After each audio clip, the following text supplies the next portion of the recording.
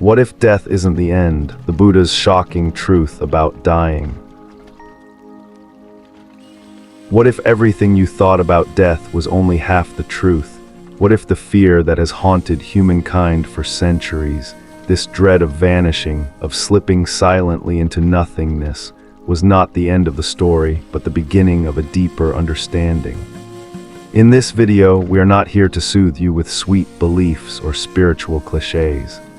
We're here to face the fear that nobody wants to talk about, especially once we've passed the age of 50 and mortality isn't a vague notion anymore, it's a real presence in our lives. This isn't just a video, it's a journey, one filled with ancient wisdom, transformative insights, and real-life stories that may just change the way you look at life and death forever. If you've ever felt a chill at the thought of your last breath, or stared at a funeral and wondered what happens next, then this is for you, so stay with us. Watch until the very end. Every chapter of this story carries truths that could ease your heart, calm your mind, and help you live the rest of your life with courage and clarity. Because this fear, this unspoken, intimate, lingering fear of death touches us all. I remember one quiet autumn morning, sitting beside me, an elderly woman whose husband had passed away 2 winters earlier. Golden leaves floated outside her window as she said quietly, "I don't fear pain. But I do fear what I do not know." That single sentence, soft but piercing, sums up what so many of us feel deep inside. Maybe you've lost someone, or perhaps you're noticing the slower steps, the silver hairs, the subtle aches that whisper that change is on its way. The abstract idea of death becomes something personal, something real. And yet, if death is natural, like the rising and setting of the sun, like the waves of the tide, why does it still send tremors through our hearts? Is it the pain we imagine? The darkness we can't see into, or the terrifying thought that all we've loved, all we've built, could dissolve like smoke in the wind? For thousands of years, minds greater than ours have tried to unravel this. Scientists, thinkers, and saints. But more than 2,500 years ago, one man sat beneath a tree, still and quiet, and looked directly into the truth of life and death. That man was the Buddha. What he found was not a fantasy, nor a doctrine. It was an invitation to wake up, to stop running, to look death in the eye not with terror, but with wisdom. This video was created especially for you, for those who have lived, lost, and loved. For those who know that time is no longer endless but precious. If you're seeking not blind faith but clarity, not fear but freedom, then let us walk this path together, gently but fearlessly. Chapter 1: What are we really afraid of?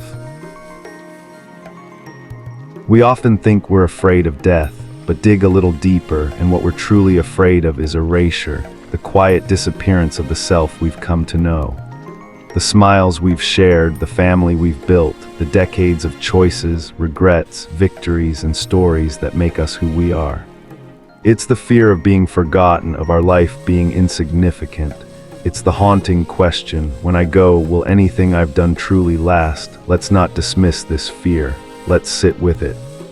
Because it's a profoundly human thing to want our lives to mean something. That longing doesn't make us weak, it makes us tender. The Buddha saw this clearly. He understood that our suffering isn't just about physical death, it's rooted in our deep attachment to identity. In Pali, the word is upadana, grasping. We grasp at our roles, our stories, our self-image, our accomplishments. But Buddhism reminds us these are like mist on a window. Beautiful, real in their own moment, but not permanent. Walter, a retired teacher I once met, shared this with me over coffee one morning. He was 74, still sharp, still kind, but quieter than before. He said, "It's not death I fear. It's the thought that none of it will matter, that I'll vanish, and so will everything I ever meant to anyone." In that moment, Walter was every one of us. This fear isn't just psychological, it's existential. And Buddhism doesn't mock it or dismiss it. It meets it with compassion. Let's imagine the self like a sandcastle by the shore. You work on it for hours, shaping towers, carving windows, making it beautiful. But even as you build, the tide inches closer, and deep down you know it won't last. But here's the twist. The Buddha never said the sandcastle was bad or useless. He just reminded us it's not you, and the tide isn't the enemy. It's the rhythm of life. So what if we've misunderstood the fear? What if it's not about dying at all, but about believing that we're separate from the ocean? In truth, we're not the sandcastle. We're the sand, the sea, the breeze. Always in motion, never truly isolated.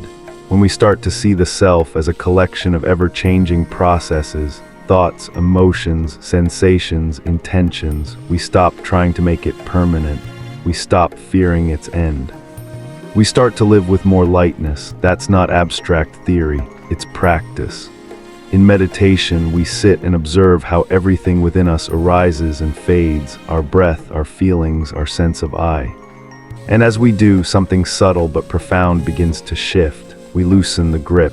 We realize the person we think we are is like a flame, real but not fixed, fed by causes and conditions. And when it's time for the flame to go out, its warmth isn't lost, it's simply returned. So what are we afraid of? We're afraid that when the flame goes out, the light will never have mattered. But if we've loved well, lived sincerely, and let go gracefully, then even if the form dissolves, the compassion we've embodied ripples outward. In the end, Buddhism doesn't promise immortality. It offers something better, liberation. Freedom from the illusion that we were ever separate from the stream of life. And with that freedom, we no longer need to be afraid. Chapter 2, Is Death Really the End? Chapter 2, Is Death Really the End? In Western culture, we often treat death like a full stop. One day you're here, the next gone. But in Buddhism, death is not seen as a cancellation. It is transformation. The Buddha didn't describe death with fear or finality. He spoke of it as a natural continuation of a process, an unfolding of causes and conditions. Just as the flame of a candle doesn't simply disappear, it transforms. The heat warms the air, the smoke dances upward, and the light lingers in memory. Nothing is lost, everything is changed. This is the essence of anicca, impermanence, a fundamental truth of all conditioned existence. Everything that arises must pass. But passing isn't erasing. It is movement, motion, continuation. Your body is already familiar with this. Since the moment you were born, parts of you have been dying and renewing. Every minute, millions of cells die, skin sheds.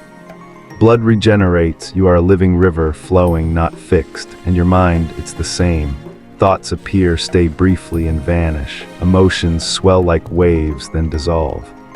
Who you were at 20 is not who you are now, not in body, not in mind.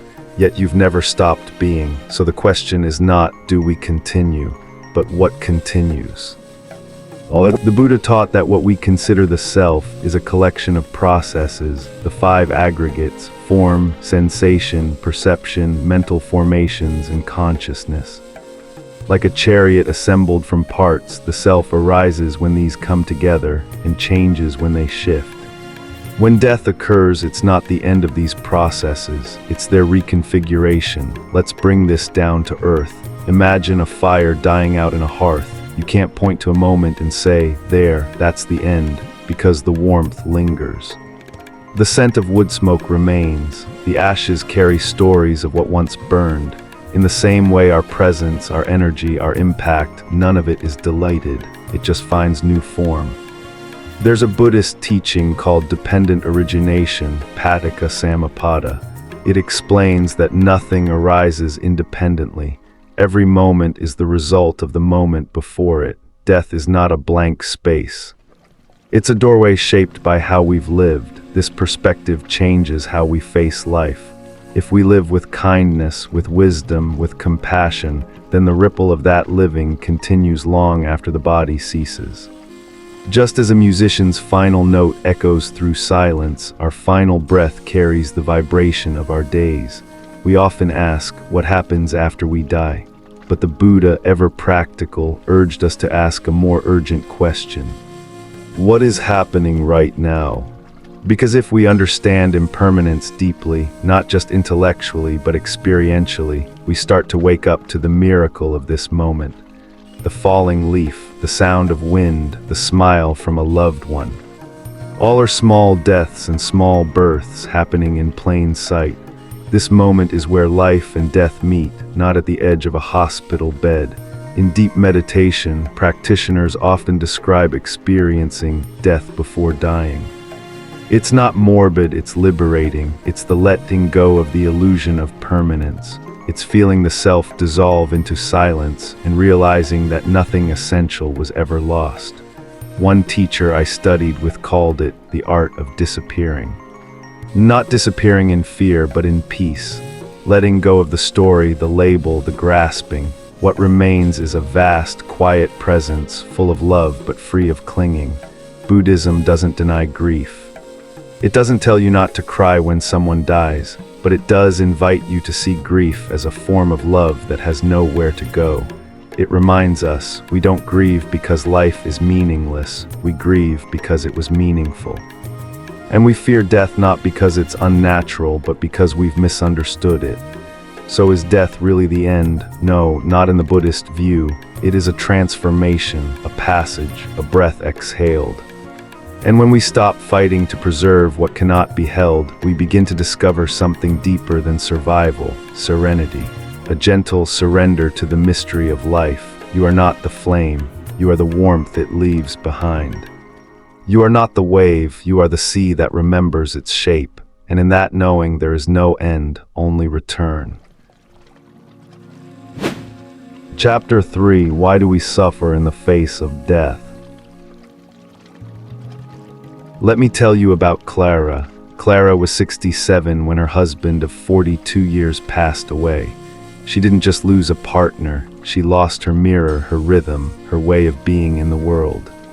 One afternoon she sat across from me, eyes glassy but steady, and whispered, "I don't know who I am anymore." That sentence haunted me, not because it was tragic, but because it was true. It revealed something deeper than grief. It showed the aching disorientation that comes when what we've built our identity around disappears. This is not just about loss, it's about self-loss. The Buddha taught that our suffering doesn't come from death itself, it comes from our resistance to it. We suffer because we try to hold on, we try to stop the river, but life is not a still lake, it is a current, always moving. When we deny that truth, we get pulled under. In the Dhammapada, the Buddha says, attachment is the root of suffering. The Pali word is tanha, thirst, craving. We crave permanence in an impermanent world. We grasp at loved ones, identities, titles, memories, hoping they'll stay still. But as every elder knows, nothing does. Imagine holding sand in your hand. Hold it gently and it rests peacefully. Clench your fist to keep it and it slips away faster. This is how clinging works. The tighter we hold onto life, the more we feel it escaping us. But Buddhism doesn't ask us to stop loving. It doesn't teach detachment in the way many Westerners misunderstand it. What it teaches is non-clinging. A warm, open-hearted way of being with life, not by owning it, but by cherishing it without fear. That distinction is everything. When Clara began to meditate with a local Sangha, she didn't stop missing her husband. But something inside her softened. She began to see her pain not as something to escape, but as something to explore. Her grief was no longer the enemy, it became a teacher. She said one day, "Now when I feel the ache in my chest, I think it's proof that I loved deeply, and I'd rather have this ache than emptiness." The Buddha taught that what we call the self is a process, not a possession. The 5 aggregates: form, sensation, perception, mental formations, and consciousness are like ingredients in a soup. Together, they make the experience of me. But none of them are permanent. And none of them on their own or together are a solid, unchanging I. This teaching can seem cold at first, but in reality, it's a doorway to freedom. Because if there's no fixed self, then grief is not the breaking of something solid, it's the shifting of something fluid. It hurts, yes, but it's not unnatural. When we begin to understand that our identities, our roles, even our relationships are all impermanent, then loss doesn't feel like theft. It feels like transformation. Think of a song. It moves you, stirs something in your soul, and then it ends. Do you feel robbed? No, you feel grateful because it happened, because you were there to hear it. In the same way, when we see life through the lens of impermanence, our losses become part of the song, not its silence. Grief, then, is love that has changed its form. We live in a culture that encourages denial of death. We use euphemisms, we distract ourselves, we plan for retirement but not for our own impermanence. But denial is not safety. It's a closed door that traps us inside our fear. Buddhist practice invites us to open that door, not to walk into darkness, but to walk into the truth with courage and compassion. That's what Clara did. And so have thousands of others. Some chant, some sit in silence, some write letters to the dead. All are ways of honoring what was without needing it to remain. We must remember, pain is inevitable. But suffering, the extra layers of fear, clinging, and denial, that is not. And when we learn to meet death, not as an enemy, but as part of the unfolding of life, then something extraordinary happens. We begin to live. Not with fear, but with presence. Not with bitterness, but with gratitude. Not with illusion, but with love that flows without needing to hold. So why do we suffer in the face of death? Because we forget what life really is. A process, not a possession. A wave, not a wall. But the Buddha left us a map, a way to suffer less, to understand more, and to love without fear. And in that path we find something better than certainty. We find peace. Chapter 4, Death as Teacher. What if, instead of running from death, we turned and listened to it? In the Buddhist tradition, death is not an interruption, it is a revelation. A silent master that arrives without invitation, but with powerful lessons for those willing to learn. The story of Kisa Gautami, often told by monks and teachers across generations, is a cornerstone of this understanding. Kisa lost her only child and was consumed by inconsolable grief. With the body of her son still clutched in her arms, she approached the Buddha, pleading for a cure.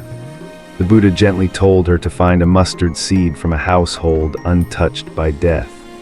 She traveled village to village, knocking on doors, telling her sorrow, begging for the seed.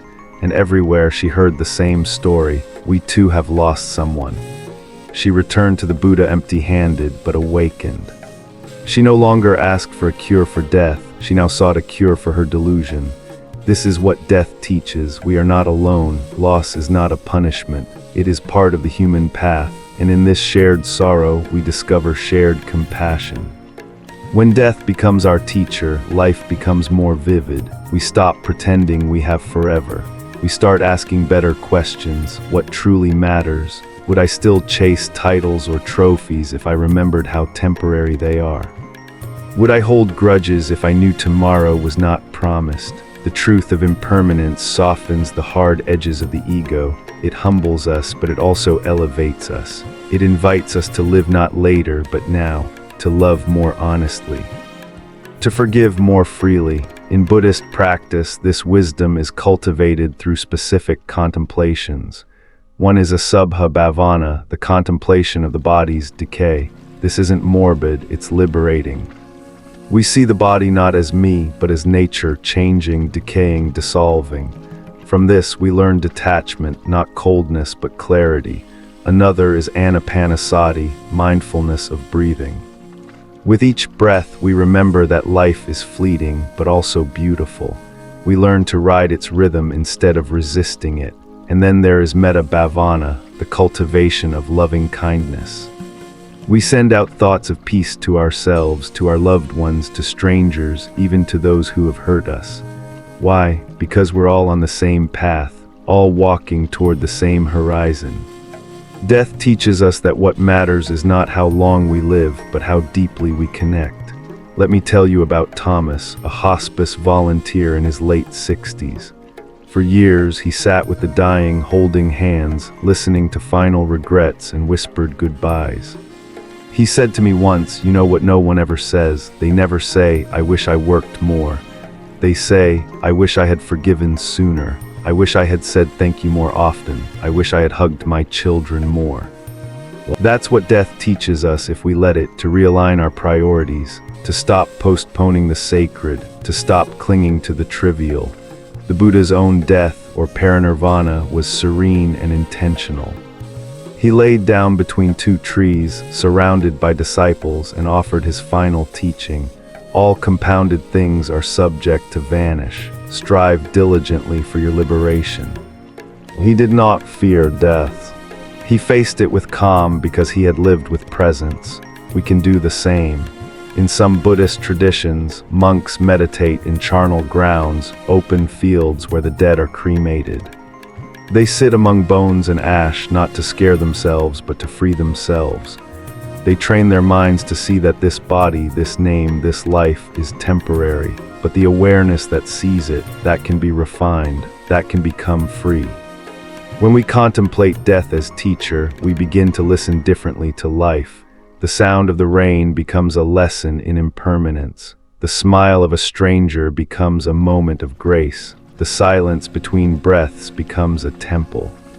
Ask yourself today, what would I do differently if I remembered that I am passing through? Would I be more kind, more bold, more honest? Would I tell my children how proud I am?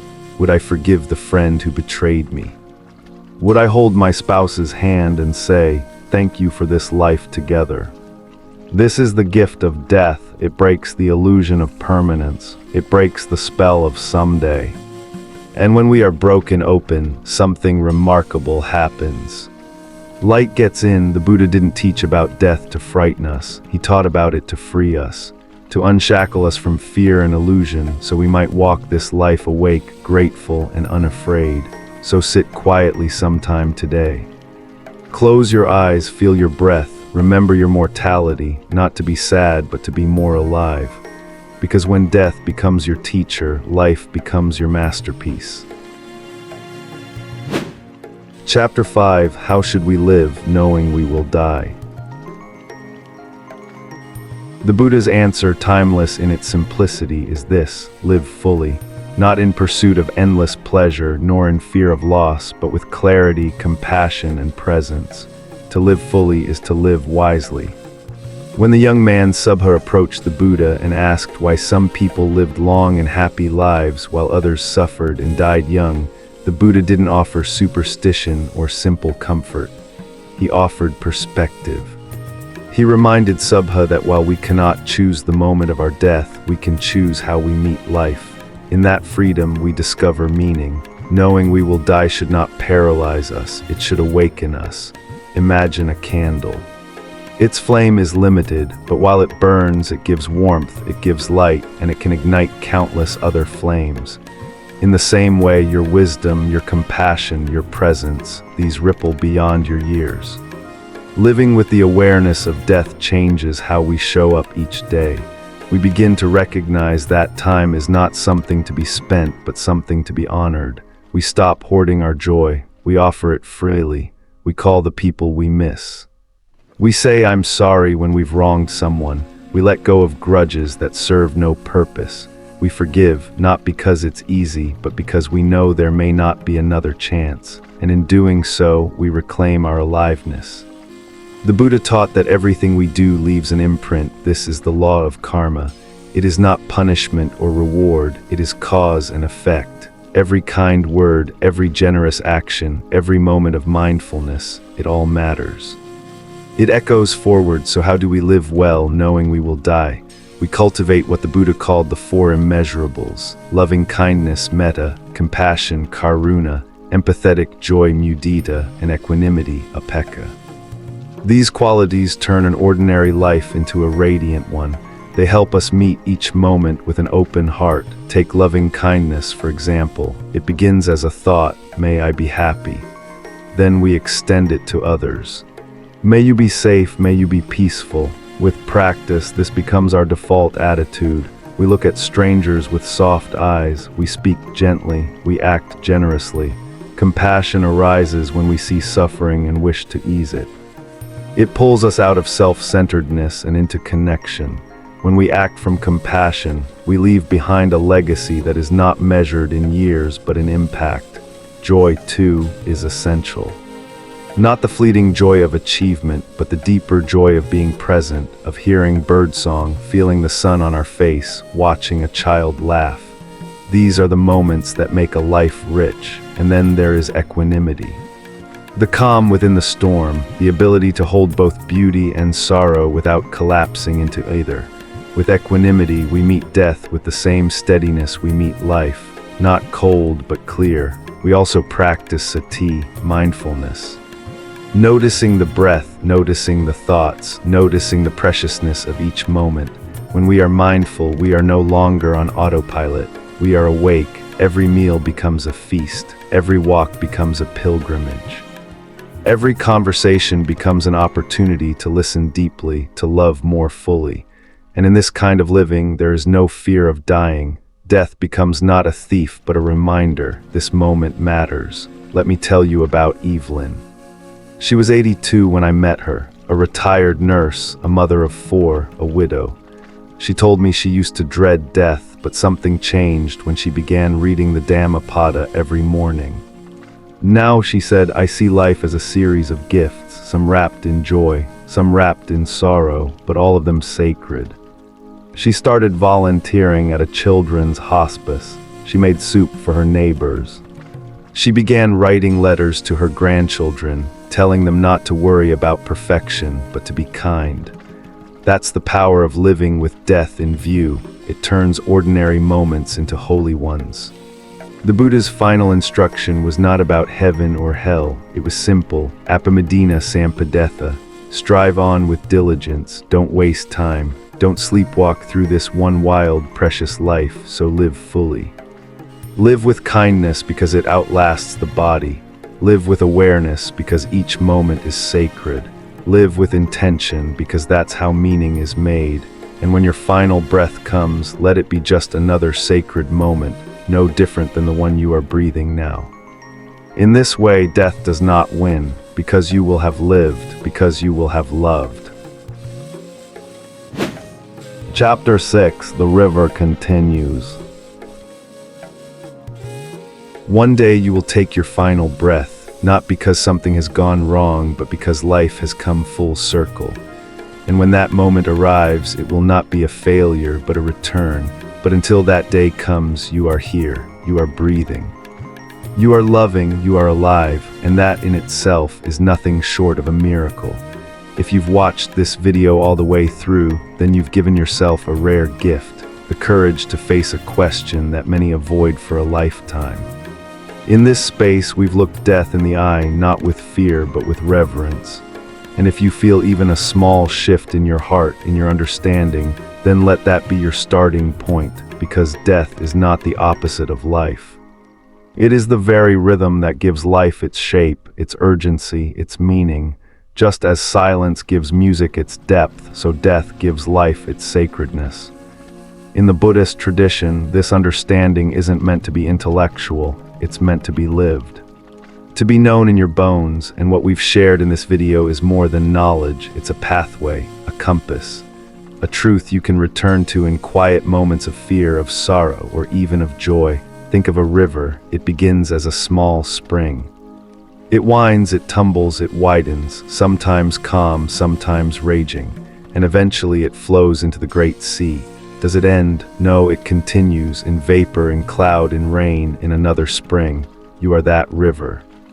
Your thoughts, your body, your joys and struggles, they are currents, they shift, they change. But what you leave behind, the warmth of your kindness, the echoes of your compassion, the wisdom shared in a single moment, those ripples expand far beyond what we see. We spend so much time fearing the end that we forget to live. But once we stop running from death, we begin to see life more clearly. The colors get brighter, the silence becomes sweeter, the people in front of us become more precious. And if you're someone over 50, know this, your presence matters more now than ever. You carry the stories, the strength, the insights that younger generations desperately need. You are not fading, you are offering light. So walk gently but walk proudly, speak kindly but speak truth, love fiercely but let go freely. When death comes, it will not ask how long you lived, it will ask how deeply you lived, how truly you gave yourself to the miracle of being. Remember, you are not the passing cloud, you are the sky, you are not the crashing wave, you are the ocean, and when the wave returns to the sea, it is not lost, it is home. If this video spoke to you, share it. Let someone else feel the comfort and courage that these teachings can bring. This is not just another video, it is a sacred reflection on what it means to be alive. Watch it again if your heart needs it. Let it sit with you. Because when we truly understand death, we finally understand life, and in that understanding there is freedom. Thank you for walking this path with me. May your days be full of clarity. May your heart be steady. May your life be lived with fearless compassion. Until we meet again, be well.